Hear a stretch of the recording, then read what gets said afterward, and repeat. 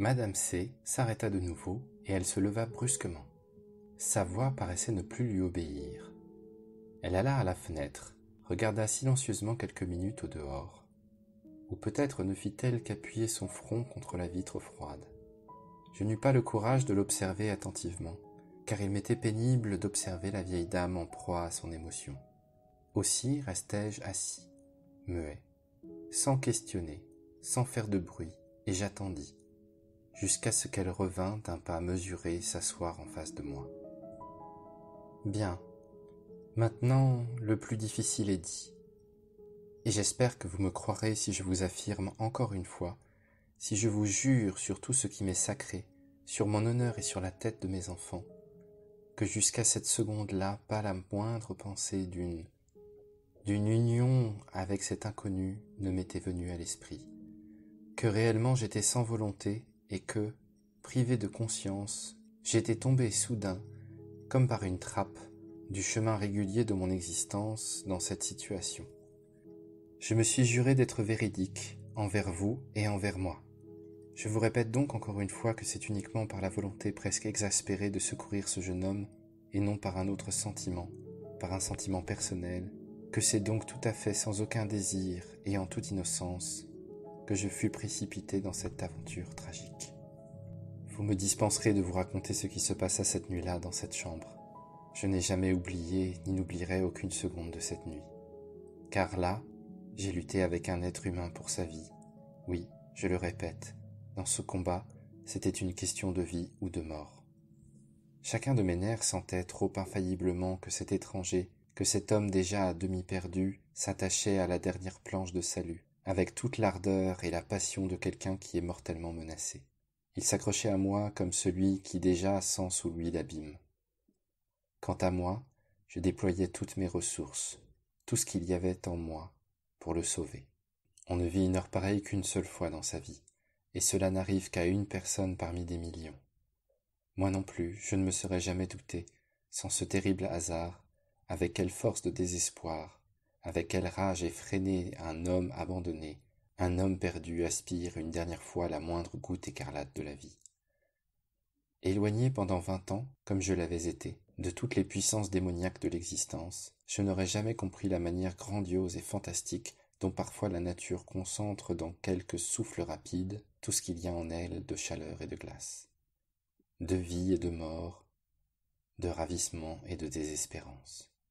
Et cette nuit fut tellement remplie de luttes et de paroles, de passion, de colère et de haine, de larmes, de supplications, d'ivresse, qu'elle me parut durer 1000 ans, et que nous, ces deux êtres humains qui chancelaient enlacés vers le fond de l'abîme, l'un enragé de mourir, l'autre en toute innocence, nous sortîmes complètement transformés de ce tumulte mortel, différents, entièrement changés, avec un autre esprit et une autre sensibilité. Mais je n'en parlerai pas. Je ne peux ni ne veux le décrire. Je dois pourtant vous dire un mot de la minute inouïe que fut mon réveil, le lendemain matin. Je m'éveillai d'un sommeil de plomb, d'une noire profondeur comme je n'en connus jamais. Il me fallut longtemps pour ouvrir les yeux, et la première chose que je vis fut, au-dessus de moi, le plafond d'une chambre inconnue. Puis, en tâtonnant encore un peu plus, un endroit étranger, ignoré de moi, affreux, dont je ne savais pas comment j'avais pu faire pour y tomber. D'abord, je m'efforçai de croire que ce n'était qu'un rêve plus net et plus transparent, auquel avait abouti ce sommeil si lourd et si confus. Mais devant les fenêtres brillait déjà la lumière crue et indéniablement réelle du soleil, la lumière du matin. On entendait monter les bruits de la rue, avec le roulement des voitures, les sonneries des tramways, la rumeur des hommes, et maintenant je savais que je ne rêvais plus, mais que j'étais éveillé. Malgré moi, je me redressai pour reprendre mes esprits, et là, en regardant sur le côté, là je vis... Jamais je ne pourrais vous décrire ma terreur. Un homme inconnu dormant près de moi dans le large lit. Mais c'était un inconnu, un parfait étranger, un homme demi-nu que je ne connaissais pas. Non, cette terreur, je le sais, ne peut se raconter. Elle me saisit si fort que je retombai inanimé. Mais ce n'était pas un évanouissement véritable, dans lequel on n'a plus conscience de rien. Au contraire, avec la rapidité d'un éclair, Tout fut pour moi aussi conscient qu'inexplicable, et je n'eus plus que le désir de mourir de dégoût et de honte à me trouver ainsi, tout à coup, avec un être absolument inconnu, dans le lit étranger d'un hôtel borgne et des plus suspects. Je m'en souviens encore nettement. Le battement de mon cœur s'arrêta.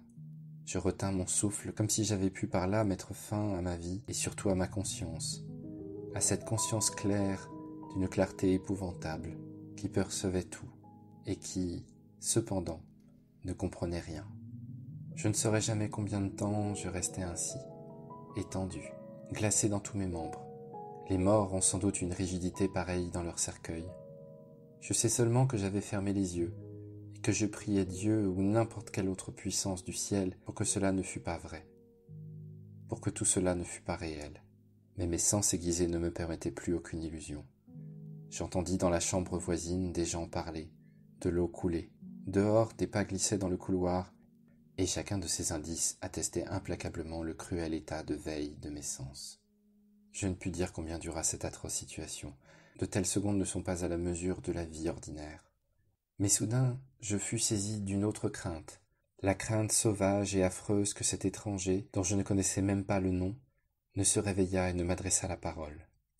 Et alors, je sus qu'il n'y avait pour moi qu'une seule ressource, m'habiller, m'enfuir avant son réveil, n'être plus vu par lui, ne plus lui parler.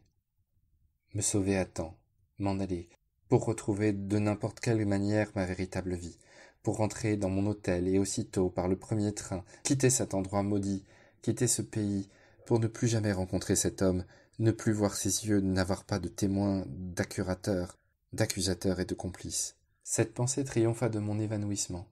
Très prudemment, avec les mouvements furtifs d'un voleur, je sortis du lit et je saisis à tâtons mes vêtements, en avançant pouce par pouce, pour ne surtout pas faire de bruit. Je m'habillai avec des précautions infinies, redoutant à chaque seconde son réveil, et bientôt j'étais prête. Déjà j'avais réussi. Seul mon chapeau était encore de l'autre côté, par terre, au pied du lit, et au moment où, sur la pointe des pieds, j'allais le ramasser, à cette seconde-là, je ne pus pas faire autrement. Malgré moi, il me fallut jeter encore un regard sur le visage de cet homme qui était tombé dans ma... Malgré moi, il me fallut jeter encore un regard sur le visage de cet homme qui était tombé dans ma vie comme une pierre du haut d'une corniche. Je ne voulais jeter sur lui qu'un regard, mais... chose bizarre, car le jeune inconnu qui dormait là était véritablement un étranger pour moi. Au premier moment, je ne reconnus pas du tout le visage de la veille. En effet, les traits tendus, crispés par la passion, convulsifs et bouleversés de l'homme mortellement surexcité étaient comme effacés. L'individu étendu là avait une autre figure, enfantine, celle d'un petit garçon et qui rayonnait, pour ainsi dire, de pureté et de sérénité. Les lèvres, hier serrées et crispées sur les dents, rêvaient doucement entr'ouvertes et déjà à demi arrondies par le sourire. Les cheveux blonds étalaient leurs boucles souples sur le front sans rides, et la respiration montant paisiblement de la poitrine parcourait le corps au repos, de tout un jeu d'ondes tranquille. Vous vous rappelez peut-être que je vous ai dit précédemment n'avoir jamais observé, avec autant de force et à un degré aussi violemment accusé que chez cet inconnu assis à la table de jeu, l'expression de l'avidité farouche et de la passion chez un homme. Et je vous dirai à présent que jamais, même chez les enfants, qui ont parfois dans leur sommeil de nourrisson une lueur de sérénité angélique, je n'ai vu une pareille expression de pureté olympique, de sommeil véritablement bienheureux. Sur ce visage, tous les sentiments s'inscrivaient avec une plasticité sans pareille, et c'était maintenant une détente paradisiaque, une libération de toute lourdeur intérieure, une délivrance. À cet aspect étonnant, toute anxiété, toute peur tomba de moi, comme un lourd manteau noir. Je n'avais plus honte, non, j'étais presque heureuse. Cet événement terrible et incompréhensible avait soudain un sens pour moi. Je me réjouissais. J'étais fier à la pensée que ce jeune homme, délicat et beau, qui était couché ici, serein et calme comme une fleur, aurait été trouvé, sans mon dévouement, quelque part contre un rocher, brisé, sanglant, le visage fracassé, sans vie et les yeux grands ouverts. Je l'avais sauvé, il était sauvé. Et je regardais maintenant d'un œil maternel